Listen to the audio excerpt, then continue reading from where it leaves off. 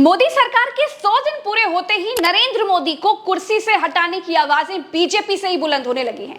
नितिन गडकरी ने विपक्ष के कंधे पर बंदूक रखकर पहली गोली दाग दी है। नमस्कार दोस्तों, दो खबरें हैं और दोनों खबरें बहुत महत्वपूर्ण हैं। प्रधानमंत्री पद के लिए पहली बार खुलकर नितिन गडकरी ने दावा ठोक दिया है। इस वीडियो को जरा ध्यान से देखिएगा और समझिएगा। नितिन गडकरी कहां से सांसद हैं? नागपुर से।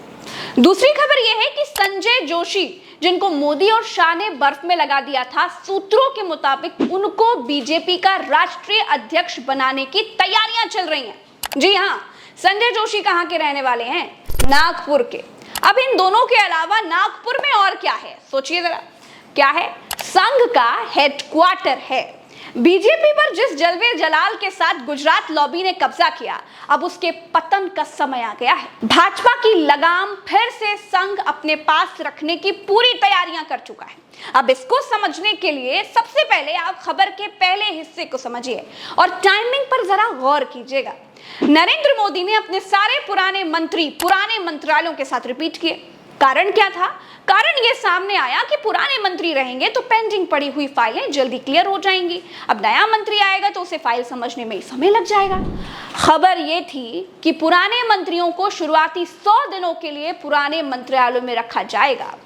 अब मोदी सरकार के 100 दिन पूरे हो चुके हैं और 100 दिन पूरे होते ही गडकरी ने ऐसा बम फोड़ा है जिसका सीधा संदेश यह है कि नरेंद्र मोदी प्रधानमंत्री का पद छोड़ें। नितिन गडकरी ने मोदी सरकार के 100 दिन पूरे होने के एक दिन पहले कहा कि विपक्ष ने उनको प्रधानमंत्री बनाने के लिए ऑफर दिया था, लेकिन उन्होंने विपक्ष के ऑफर को ठुकरा दिया था। नितिन गडकरी को मोदी सरकार के 100 दिन पूरे होते ही ये याद दिलाने की जरूरत क्या थी कि अगर नितिन गडकरी पीएम बने तो विपक्ष सपोर्ट करने को तैयार है। दोस्तों, ये सीधे तौर पर नरेंद्र मोदी को चेतावनी है कि आपकी सत्ता का समय अब समाप्त हो चुका है। 100 दिन पूरे हो चुके हैं, अब आपके वानप्रस्थ का समय आ चुका है। दूसरी तरफ आप देखिए दोस्तों, तो चला चली की जो बेला है उसकी आहट गुजरात लॉबी को भी है। जी हाँ, और इसी बीच अजीत डोभाल पहुंच जाते हैं रूस। पुतिन के सामने बैठते हैं और पुतिन के दुश्मन यूक्रेन के प्रधानमंत्री से मोदी आखिर क्यों मिले थे, इसकी सफाई देते हैं। वैसे तो दो राष्ट्रीय अध्यक्षों की मुलाकात के बाद किसी तीसरे देश के प्रधानमंत्री के आगे सफाई पेश करने की कोई रस्म तो है नहीं, लेकिन मोदी ने ऐसा करवाया। क्या पुतिन के आगे माफी जैसी सफाई इसलिए दी गई कि मोदी के सत्ता में न रहने के बाद उनके उद्योगपति दोस्तों के धंधे पर कोई प्रभाव न पड़े? मुख्य सुरक्षा सलाहकार अजीत डोभाल ने पुतिन से क्या कहा वो मैं आपको शब्दशः बताती हूँ।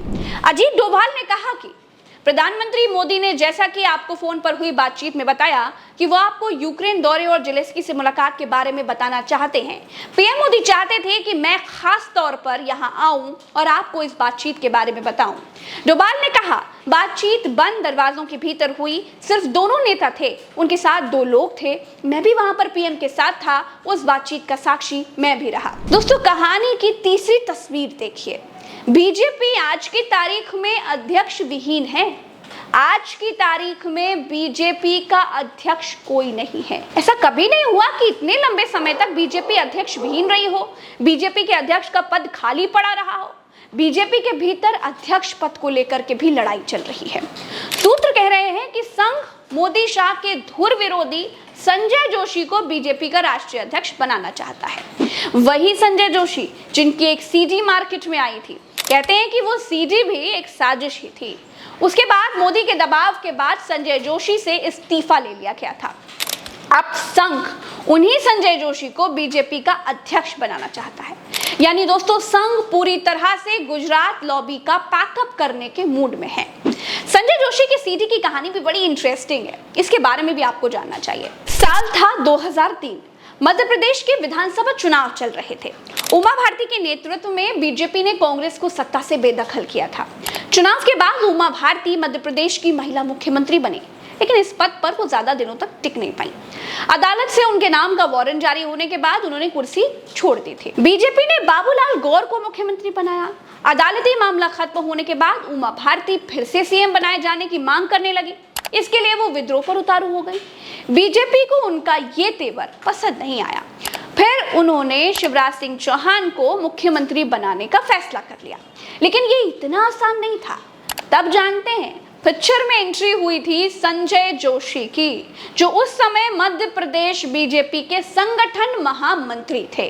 संजय जोशी ने शिवराज सिंह चौहान की ताजपोशी तो कराई ही, उमा भारती की बीजेपी से विदाई में भी अहम भूमिका निभाई थी। ये बात और है दोस्तों कि इसके बाद वे राजनीति में ज्यादा समय तक सक्रिय नहीं रह सके। एक सेक्स सीडी ने उनका राजनीतिक करियर ही खत्म कर दिया।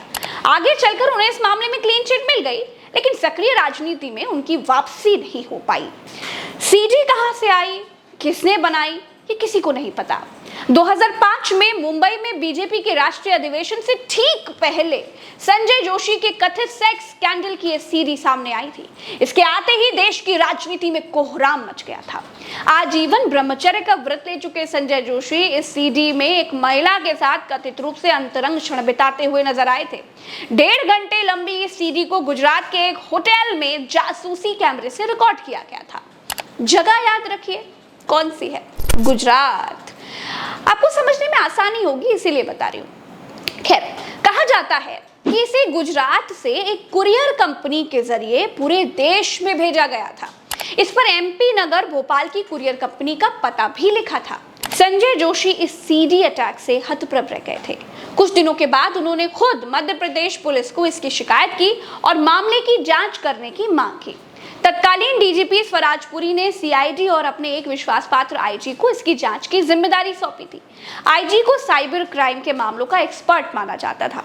केवल 20 दिनों के अंदर ही इस मामले की जांच पूरी हो गई और सीआईडी ने संजय जोशी को क्लीन चिट दे दी। जांच रिपोर्ट में कहा गया था कि जोशी ने जो सीडी पुलिस को दी थी उसके साथ छेड़छाड़ किया गया था।